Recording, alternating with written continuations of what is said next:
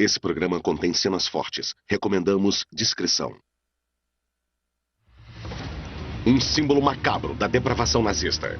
Um abajur feito com a pele de vítimas dos campos de concentração, segundo a alegação de sobreviventes.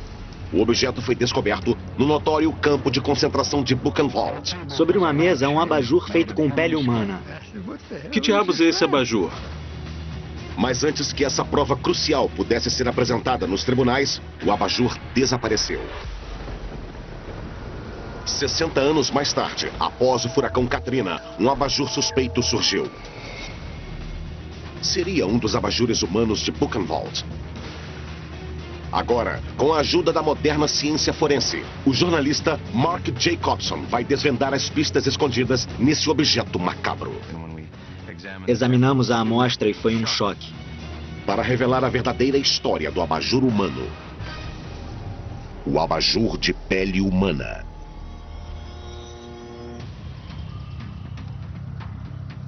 Logo depois da Segunda Guerra Mundial, surgiram relatos de que esposas sádicas de nazistas faziam abajures com a pele das vítimas. Mas sem provas físicas, essa história foi apagada das manchetes e da história. Se um abajur humano fosse encontrado, ele deixaria de ser um mito urbano. Isso iria solidificar os testemunhos com provas concretas. Mas para nós, que trabalhamos com artefatos, é preciso confiar, mas também verificar. Hoje, Mark Jacobson, um jornalista da revista New York, acredita ter encontrado a relíquia desaparecida e está caçando pistas para descobrir a verdadeira história do abajur humano. Eu sou um jornalista, sou um cético, eu não sei nada. Só estou tentando encontrar as provas para contar a história que faz sentido para mim. Cético ou não, a história do abajur humano acompanha Mark desde a infância.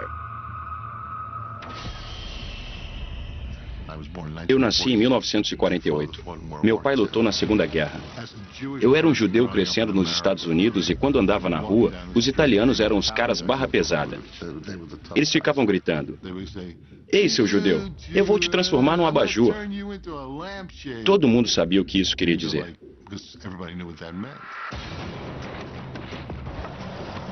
1945. O campo de Buchenwald foi libertado. Ao longo do avanço dos aliados, os portões dos campos de concentração alemães são escancarados. Buchenwald, um campo de mortos-vivos. Entre os horrores descobertos ali, um pequeno objeto doméstico chamou a atenção dos soldados e dos jornalistas. Um abajur supostamente feito com pele humana. Ilse Kor, a bela esposa do comandante de Buchenwald, é apontada como a sádica por trás do crime. Ela mandava os homens tirarem a roupa e, se gostasse da tatuagem, eles eram mortos e a pele era tratada. Ilse Kor encomendou um desses para a festa de aniversário do marido. Acredita-se que seu caso extraconjugal com um médico do campo alimentou o fetiche por pele humana. Ela era chamada de Bruxa de Buchenwald. O abajur era a prova definitiva que poderia levar Ilse à morte. Mas antes que pudesse ser apresentada no julgamento, a peça desapareceu. Embora um abajur de pele humana nunca tenha sido encontrado, a história sinistra continua viva. A pessoa que ligou está aí? Estou. Você gostaria de dizer? Eu vi tudo. Eu vi sabão sendo feito de gente. Eu vi os abajures. Hoje, estou emocionalmente destruída. Mas a falta de provas físicas reforça os argumentos daqueles que negam o Holocausto. As câmaras de gás não foram usadas como armas de assassinato e não foram feitos abajures com pele humana. Esse objeto é problemático porque não existem indícios de sua existência. Mas quando alguém fica sabendo sobre ele, nunca mais esquece. Não é possível. É um mito vivo. Um dos abajures humanos de Buchenwald poderia ter reaparecido quase 60 anos depois do crime. O Katrina foi elevado a um furacão categoria 5. Com ventos de 250 km por hora. É uma tempestade monstruosa. Evacuações em massa em áreas baixas no raio de 8 a 16 quilômetros do litoral da Louisiana, do Alabama e do Mississippi. Quando a gente acordou no dia seguinte, viu a inundação e tudo o que tinha acontecido. Foi terrível. Era um mundo devastado. Uma loucura. Dave Dominici era um ladrão de galinhas. Ele foi um criminoso a vida inteira, embora esteja se recompondo e escrevendo sua autobiografia. O Dave estava procurando dinheiro porque era viciado em drogas e estava em crise de abstinência o tempo todo. Na época, falaram para todo mundo colocar os discos e as coisas na calçada. Eu tinha visto um abajur interessante numa pilha de lixo. Vídeo caseiro. Tinha uma pigmentação de animal, e eu sabia que era algum tipo de pele. Não era de galinha, nem de vaca, isso eu sabia, mas era um tipo de pele. A primeira coisa que passou pela minha cabeça foi o que Hitler tinha feito com os coitados dos judeus. Ele fazia troféus, fazia abajures, eu me lembrava disso das minhas aulas de história. Daí eu pensei em encontrar algum otário que ia acreditar na minha conversa, e levei a peça para casa. Então eu abri a porta da minha garagem, que estava cheia de antiguidades e artefatos. Daí, um cara que eu conhecia há algum tempo falou que tinha visto o Dave vendendo umas coisas na rua. Apareceu um cara interessado. Ele perguntou, do que esse troço foi feito? Eu vendi o abajur como se fosse de pele humana, do Holocausto. O meu amigo não acreditou na história nem por um minuto, mas ele comprou o abajur por $35 e levou para casa. O Skip é um amigo meu. Eu ligo para ele de vez em quando. Daí eu telefonei, ele me falou dessa história e disse, isso não é mais um problema meu. Eu perguntei, como assim? Por que não é mais problema seu? A resposta dele foi, porque eu mandei para você. Mandou para mim? Eu perguntei. Ele disse, você que é o jornalista, você que tem que descobrir o que é. Então, alguns dias depois, o troço foi entregue na minha casa e foi assim que ele chegou até mim. Os sobreviventes lembram de vários abajures humanos em Buchenwald, mas todos desapareceram logo depois da guerra. Para determinar se aquele era um deles, Mark tinha que descobrir se era mesmo feito de pele humana. Em 2007, ele levou o abajur a Bold Technology, um laboratório de DNA mundialmente conhecido em Lorton, na Virgínia. Para um jornalista, é difícil saber o que é confiável. É por isso que eu tive que fazer um teste de DNA. Depois do 11 de setembro, a Bold foi escolhida para identificar as vítimas e partes de corpos das Torres Gêmeas. Se houver qualquer DNA humano, esses cientistas vão descobrir um traço. O Mark ligou e descreveu o abajur. Mas eu queria me distanciar do que eu chamo de aspecto social e me concentrar na questão científica, que era basicamente, isso é humano? Para a Bold, o maior desafio era separar o DNA de pessoas como Mark, que haviam tocado no abajur ao longo dos anos, do DNA do próprio material do objeto. Nós limpamos o material do abajur e eliminamos qualquer DNA alheio, que pode ter entrado em contato com o objeto. Agora, estamos confiantes de que o DNA observado era do material do abajur e não de outras pessoas que manusearam a peça. Eu achei que tudo ia acabar na Bold. Eles iam me dizer que era pele de cabra ou alguma coisa assim. Mas os resultados do laboratório não foram o fim. Nossa análise final determinou que o abajur é feito de material humano. Quando o cara me disse que era verdade, foi um choque. Isso partiu o meu coração. Era inacreditável pensar que alguém poderia fazer isso com outro ser humano. Embora Bold tenha determinado que o material provavelmente era de origem humana, isso não provava que a vítima era judia ou que havia qualquer ligação com o Holocausto.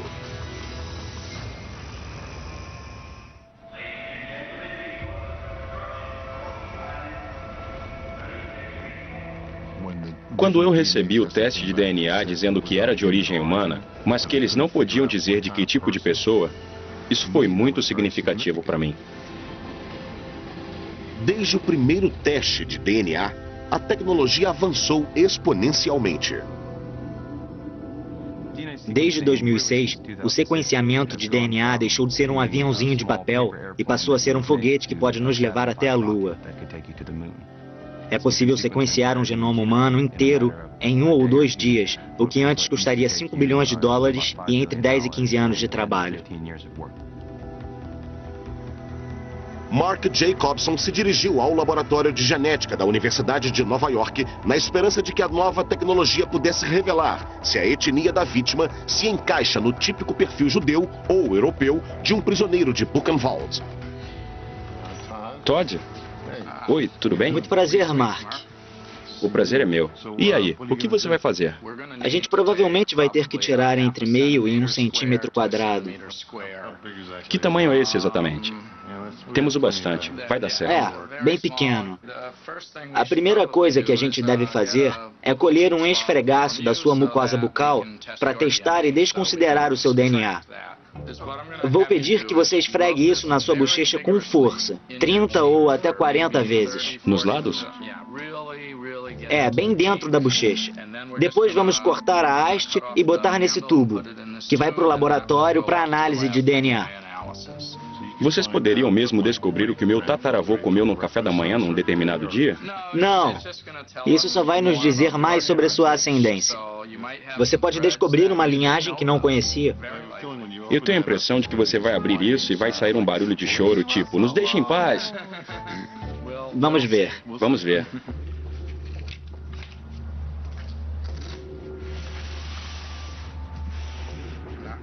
Não sei bem o que esperar.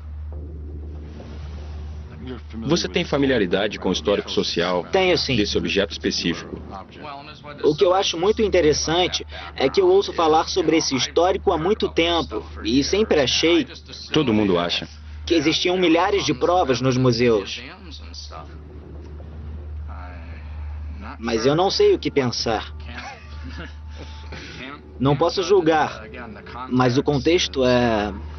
O contexto é muito forte. Eu posso realmente estar manuseando um ser humano que foi morto e torturado pelos nazistas. É muito duro. Eu não sei se é verdade. Ainda não tenho a menor ideia. Mas estou preocupado com os sonhos que vou ter à noite.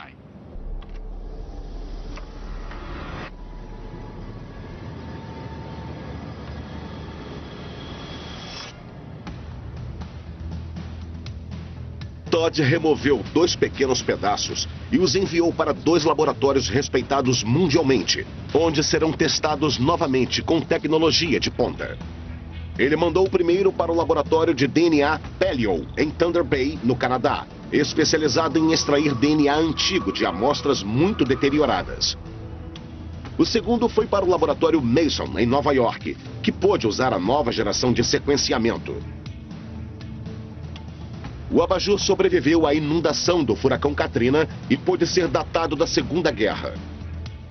Extrair DNA suficiente para determinar a identidade da vítima pode ser impossível. A gente sempre procura provas científicas, compara com o registro histórico e com o testemunho dos sobreviventes. É verossímil, faz sentido. Isso é o que sabemos e isso é o que não sabemos. É quase um caso de arquivo morto, porque estamos lidando com depoimentos de testemunhas 50 anos depois do fato. No dia 11 de abril de 1945, quando Buchenwald foi ocupado, o que os soldados americanos descobriram era inimaginável. As tropas americanas entraram nos campos. Eles estavam endurecidos pelo combate e acharam que já tinham visto o pior. Mas quando entraram nos campos de concentração, nunca tinham visto nada parecido. Os investigadores do exército americano começaram a questionar os soldados aliados libertados sobre suas experiências nesses campos de mortos-vivos. Em 1937, Albert Rosenberg, um adolescente judeu, fugiu da Alemanha nazista para os Estados Unidos. No final da guerra, ele voltou à sua terra natal como um capitão do exército americano na divisão de guerra psicológica. Sua missão era recolher informações sobre os campos de concentração e caçar criminosos nazistas. Ele é uma das poucas testemunhas ainda vivas que viram os abajures humanos em Buchenwald. Eu estava no comando de um grupo de elite do serviço de inteligência. Fomos informados de que a nossa missão era ir a um grande campo perto da cidade de Weimar, que era em Buchenwald.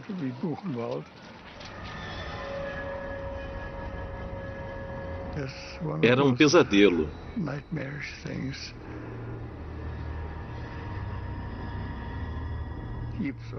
Pilhas de corpos jogados no chão.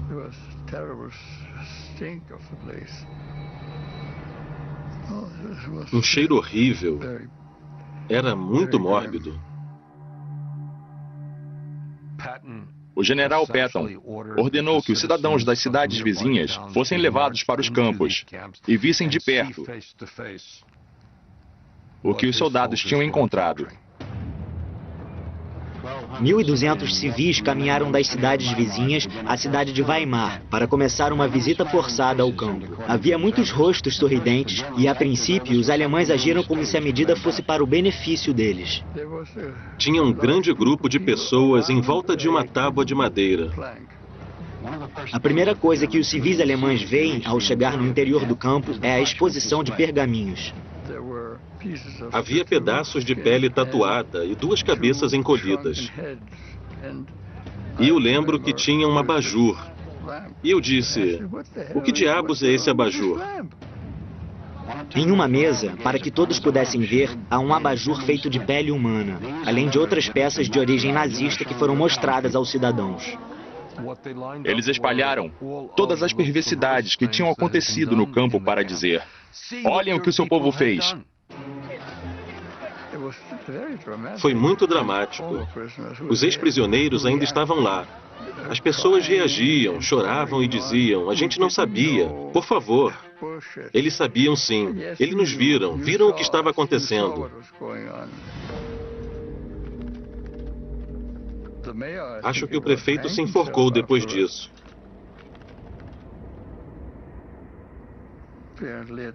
Aparentemente, eu tenho pesadelos.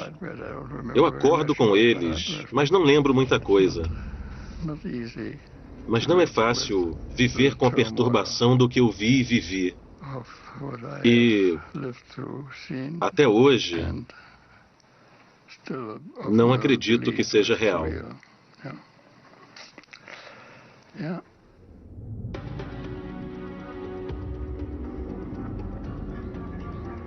Depois da ocupação, Al Rosenberg compilou depoimentos dos prisioneiros dos campos. O documento conhecido como Relatório Buchenwald descreve os terríveis crimes cometidos pelos nazistas, detalhes do processo macabro usado para transformar restos humanos em troféus. No relatório oficial, o campo de Buchenwald é chamado de fábrica de extermínio. As formas de extermínio eram a fome, acentuada por trabalho pesado, abusos, surras e torturas, alojamentos incrivelmente lotados e todo tipo de doenças. Corpos empilhados foram encontrados fora do crematório. Aqui estamos, no portão do crematório de Buchenwald. Todas as manhãs, os corpos da noite anterior eram coletados aqui no pátio do crematório. Mas antes de cremar os corpos, eles os traziam para o departamento médico do crematório.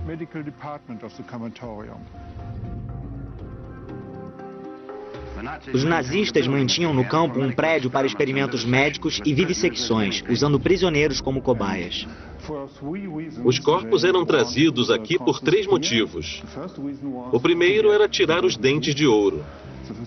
O segundo era recolher órgãos para estudos de medicina nas universidades mais próximas.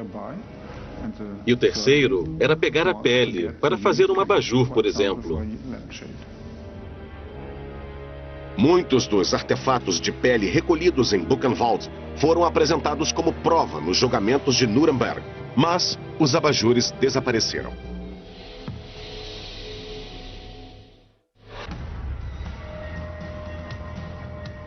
esse poderia ser um dos abajures perdidos de Buchenwald? Apesar dos indícios de DNA sugerirem que o material é humano, até agora não há provas de que ele tenha vindo da Alemanha nazista. Então, Mark Jacobson o levou a P.E. Gehring, uma loja de produtos de metal de 150 anos em Nova York. Esse lugar se chama P.E. Gehring. Eu devo ter passado aqui umas 100 vezes, mas nunca notei. Aqui, especialistas vão tentar remover uma amostra da armação com segurança para que o metal possa ser analisado e comparado com o aço fabricado pelos nazistas na Segunda Guerra. O nome do processo é teste destrutivo. Não gosto da ideia, então vamos ver. Isso é muito estranho. É basicamente feito à mão, fora a solda aqui. Alguém retorceu e, de alguma forma, prendeu isso aqui. Ele não foi produzido em massa, mas por sua vez, eu posso pegar aqui, aqui e aqui. Assim a gente pega essa haste e o encaixe. É fácil substituir? Não é nada demais? Como assim nada demais? Você pode ou não pode fazer? Eu tenho sentimentos conflitantes. Na metade do tempo, eu só quero deixar o abajur em paz. Ele já passou por muita coisa. A gente poderia fazer isso. Você quer fazer isso agora? Corta agora? Depois a gente pode ir para casa. Sem ter outra forma de analisar o metal, Mark tem que tomar uma decisão que pode destruir o abajur. Então, tudo bem.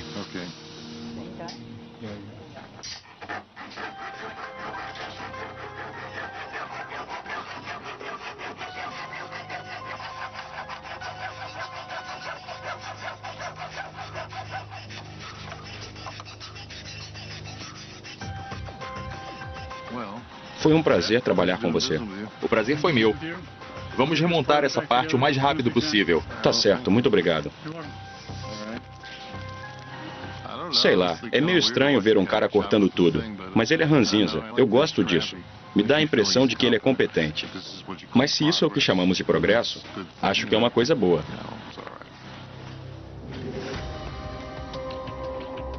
Depois, Mark enviou o pedaço da armação para o laboratório Strauss, em Cleveland, Ohio, o líder mundial em análises de metal. O Dr. George Vandervoort vai examinar a amostra em nível microscópico. Ele vai analisar especificamente a técnica de solda e vai tentar contextualizar quando esse processo era usado.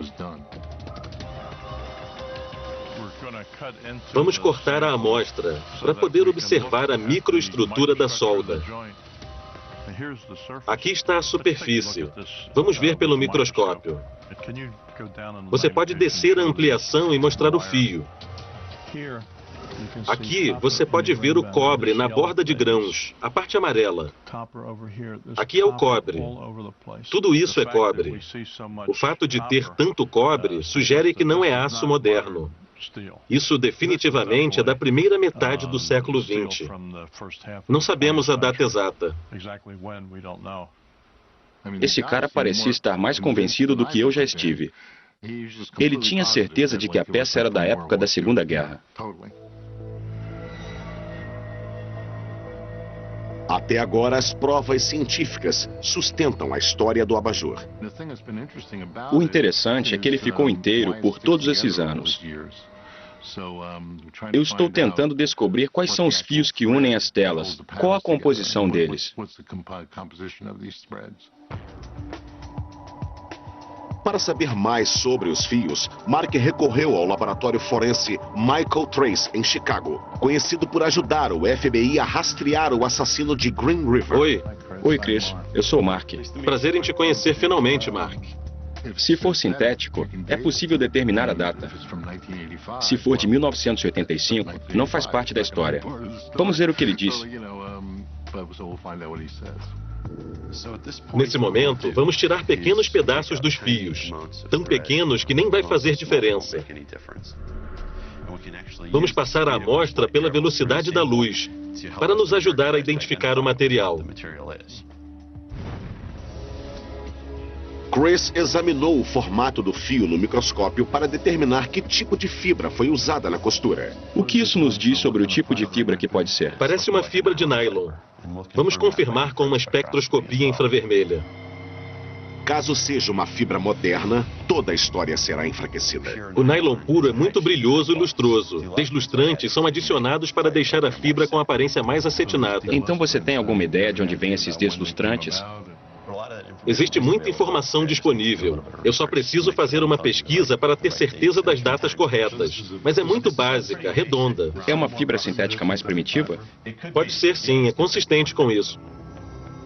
Mas essa fibra de nylon estava disponível na Alemanha nazista? Mark vai ter que esperar por essa resposta. O interessante é que o nylon já existia na época. Não foi inventado em 1965 ou alguma coisa assim. Isso diz muito sobre ele. No laboratório de DNA Mason, em Nova York, o geneticista Chris Mason está analisando uma nova amostra do abajur à procura da etnia da vítima. Primeiro, ele precisa reconfirmar que a amostra é humana, como foi determinado em 2007. O que fizemos no primeiro teste de DNA mitocondrial seria a primeira geração do sequenciamento. Examinamos a amostra e foi um choque. Eu acho que não. Aqui é a amostra do abajur, daí temos pele de vaca e de porco para comparar. Definitivamente parece humano. Os resultados iniciais do geneticista Chris Mason confirmaram que o abajur foi feito com pele humana. Mas ele sabe que muitos resultados de DNA foram derrubados recentemente com o avanço da tecnologia. Eu estava muito confiante de que o que tínhamos amplificado era humano, mas eu ficava pensando sobre o quanto estávamos certos. Teria sido uma contaminação? Seria de alguém do laboratório, alguém que tocou no abajur? Eu não sei se teve contaminação. Não tenho certeza do que é exatamente. A gente pode fazer outra PCR ou até levar para o sequenciamento de segunda geração. Antes de comunicar os resultados a Mark, Chris precisa eliminar a possibilidade de ter havido contaminação. Existe uma forma de obter informação genética suficiente de uma amostra usando o chamado sequenciamento de segunda geração. Essa técnica se tornou mais acessível nos últimos 4 ou 5 anos e nos permite observar milhões de moléculas simultaneamente. Vamos ter uma prova definitiva de que é realmente humano. No Brooklyn, Mark Jacobson recebeu notícias intrigantes sobre a costura do abajur do laboratório em Chicago. Oi, Chris. Aqui é o Mark Jacobson. Oi, Mark, como vai? Pelo que eu entendi, você conseguiu alguns resultados? Eu tenho alguns resultados, sim. Quando você esteve aqui, observamos as fibras e a costura. Eu lembro. Foi impressionante como você fez isso rápido. Agora essas fibras têm uma birrefração de ordem de 0,7. O que é... Isso é atípico? Uma birrefração muito alta para o nylon. Quer dizer, é uma coisa que não vemos no nylon de hoje. E isso sugere que é uma fibra muito forte. Onde esse tipo de material era usado na Segunda Guerra? Em equipamentos militares, provavelmente cordas de paraquedas, coisa assim. Eu fiquei imaginando como esse negócio ficou tão inteiro. IG Farben, que é uma IG Farben? Empresa química alemã enorme. Eu sei o que é. Eles investiram seus recursos no desenvolvimento de aplicações militares para isso. É uma notícia impactante. Cerca de 40 mil operários escravos trabalharam até a morte na fábrica da IG Farben, em Auschwitz. A IG Farben era um grande conglomerado alemão, com uma grande variedade de indústrias. Também foram grandes investidores nos campos de trabalho escravo. Eles investiram no Bunamonowitz, um campo de trabalhos forçados adjacente a Auschwitz. Esse conglomerado é mais conhecido por produzir outra substância química potente. Para nós, a ligação mais direta foi a criação do Zyklon B, que era inicialmente um inseticida, e depois foi usado nas câmaras de gás como método de extermínio em Birkenau. Mas antes dessa iniciativa infame, a relação próxima da IG Farben com a gigante americana DuPont rendeu um profundo conhecimento sobre o nylon. Mas os alemães deram um toque a mais e tornaram o material muito forte, o bastante para manter um abajur inteiro por décadas. Ah, que ótimo. Eu tenho uma fibra feita com trabalho escravo na minha sala de estar. Isso é fantástico. Continua. Não podemos provar. Nunca vamos poder dizer com certeza absoluta que isso é da Segunda Guerra Mundial. Mas tudo o que vimos aqui indica que provavelmente é dessa época. Esse objeto é muito angustiante, sabe? Eu não estou acostumado. Com certeza. Eu não estou acostumado com ele, apesar de tê-lo por perto há algum tempo. Muito obrigado por fazer um ótimo trabalho. E se eu encontrar outro objeto como esse, vou te ligar. Nos falamos em breve, eu espero. É uma boa ideia, Mark. Tchau. Ele sabe tudo. Ele pode dizer várias coisas e a soma de tudo é um pesadelo. É perturbador descobrir essas coisas. Quer dizer, por um lado, eu estou tentando provar. Mas por outro lado, eu preferia nunca ter visto esse objeto. Tudo bem se continuasse sendo um mito, mas não é.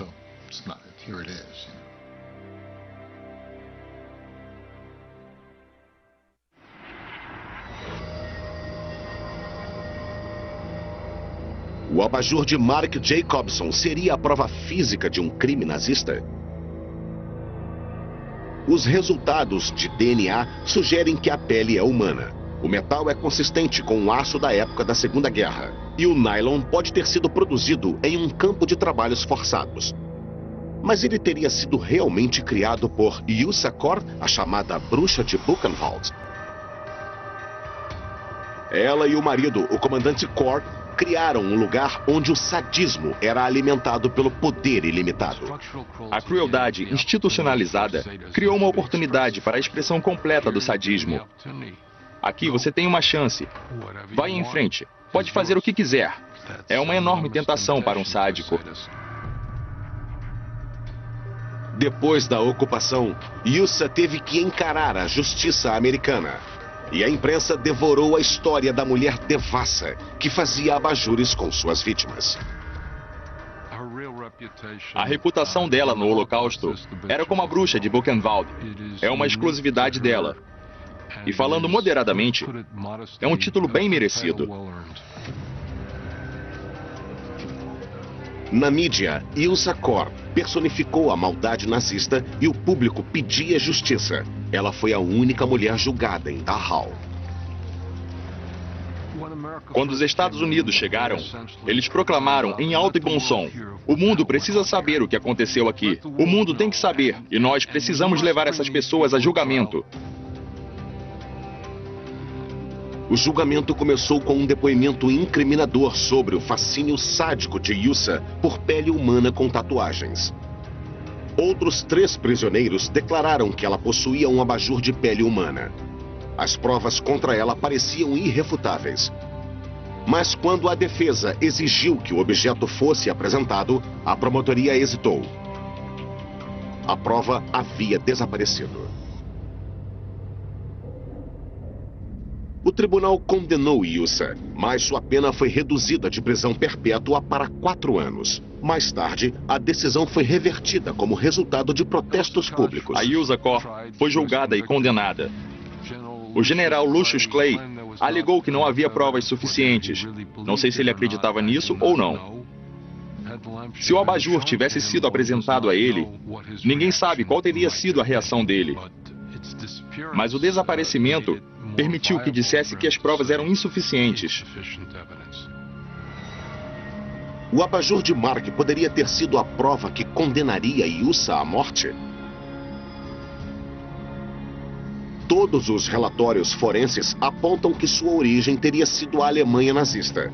Mas para ter certeza, ele precisa voltar para a cena do crime. O campo de concentração de Buchenwald.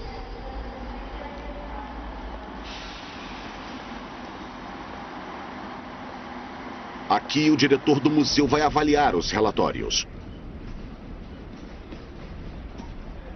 Eu não sei. Eu fiquei muito ansioso de trazer o objeto aqui. Se for mesmo um ser humano que esteve num campo de concentração, Será que ele gostaria de voltar para cá? Eu estou aqui e vou encontrar Volkgar Kniga, que administra o museu. Então, professor, esse é o objeto. Olhando para ele, o que você acha?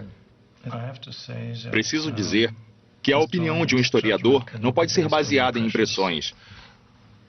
O que podemos dizer com certeza é que esse não é o abajur que foi entregue à Sra. Kor na época. Eu nunca imaginei que seria, mas... Sabemos de um abajur que foi feito com pele humana. Temos provas contundentes de que eles brincavam com pele humana tatuada. Quer dizer, a produção de souvenirs começou. Parece que ele, a esposa e os amigos da SS achavam que era uma boa piada. Uma boa piada. E acho que era um símbolo do seu poder ilimitado.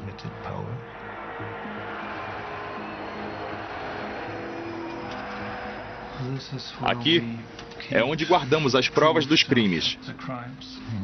Então, isso é basicamente parte da mentalidade que poderia produzir um abajur de pele humana? A ideia de que eles podiam fazer o que quisessem com seres humanos, como se fizessem experiências com animais? Tem muito a ver com a ideia nazista de que os seres humanos são desiguais, de que certos povos, como os judeus, seriam inferiores, e isso teria razões biológicas. O que eles diziam sobre os judeus e praticamente todos os povos não germânicos é que a vida deles não valia nada, certo? Que eles poderiam ser transformados em abajur porque eram apenas judeus. Vamos levar a questão a sério. Essa é uma nova prova dos crimes, que nos mostra o que aconteceu em Buchenwald.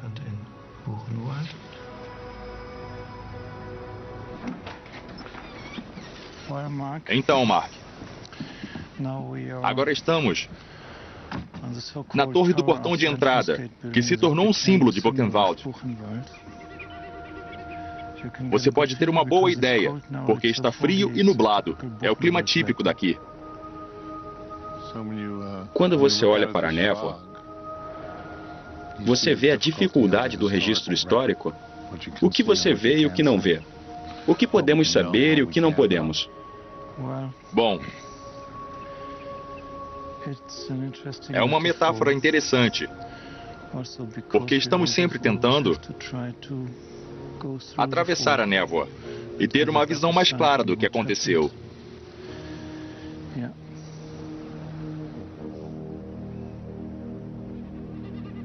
Ele é um cara muito eloquente. Acho que ele tem uma maneira de pensar sobre isso que é diferente dos outros historiadores. No final das contas, ele acreditou que era um objeto real e que é muito importante pela metáfora histórica que representa.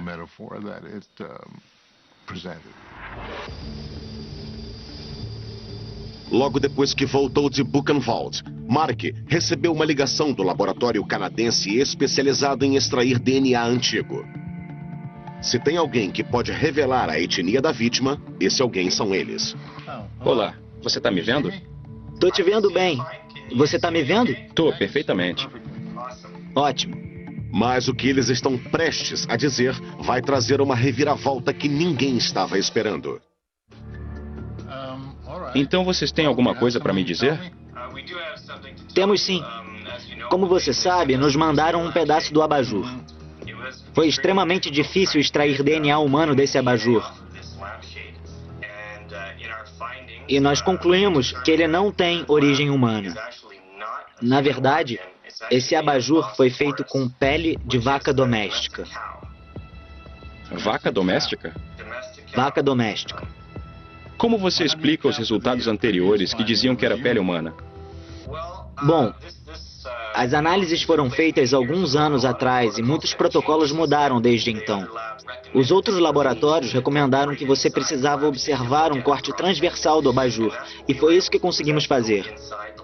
Acho que laboratórios anteriores só detectaram o DNA que estava na superfície e não conseguiram descartá-lo na época. Que coisa. Eu não sei o que dizer. É uma descoberta interessante. Você está satisfeito com esse resultado? Eu estou certo de que é isso mesmo.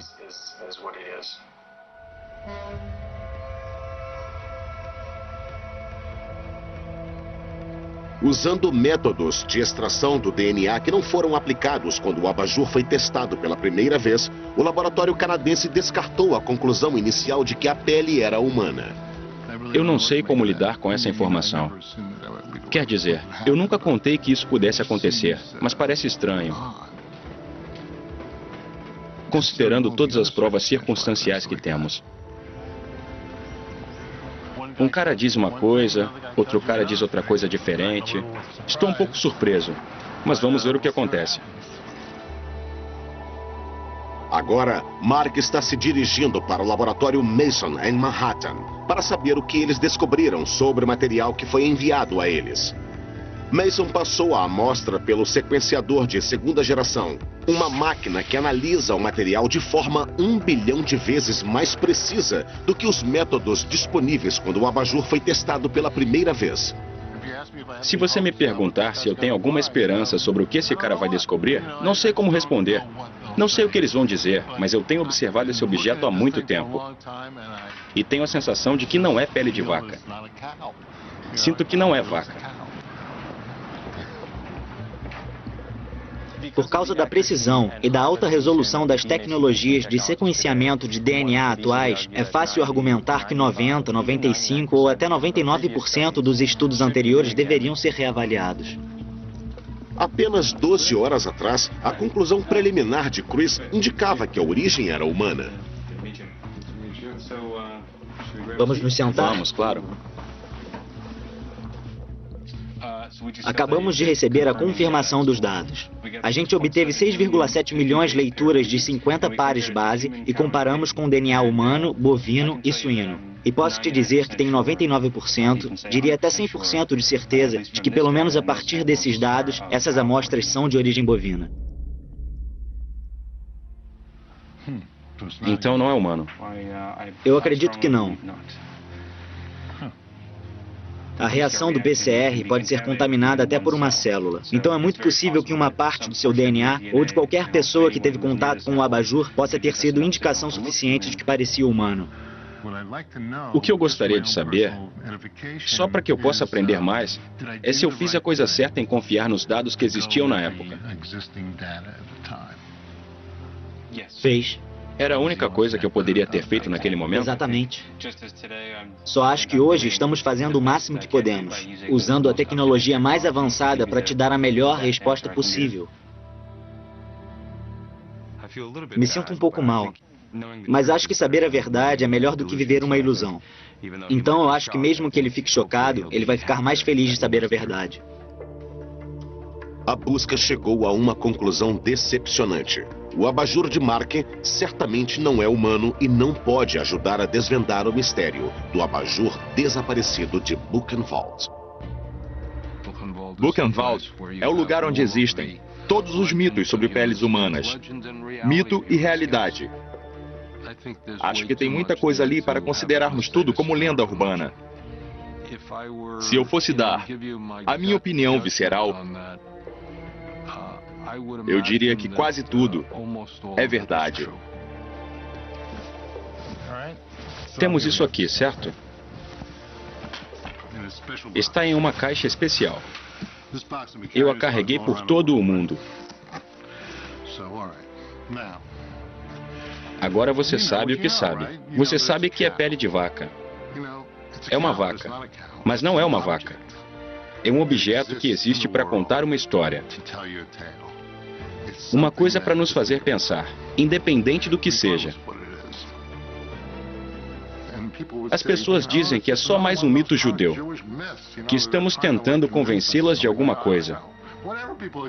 Eu não sei. Seja lá o que dizem, seja lá o que diz quem é do contra, a minha resposta é: vocês não sabem do que estão falando. De qualquer forma, eu devo muito a esse abajur. Ele me ensinou muita coisa sobre esse mundo.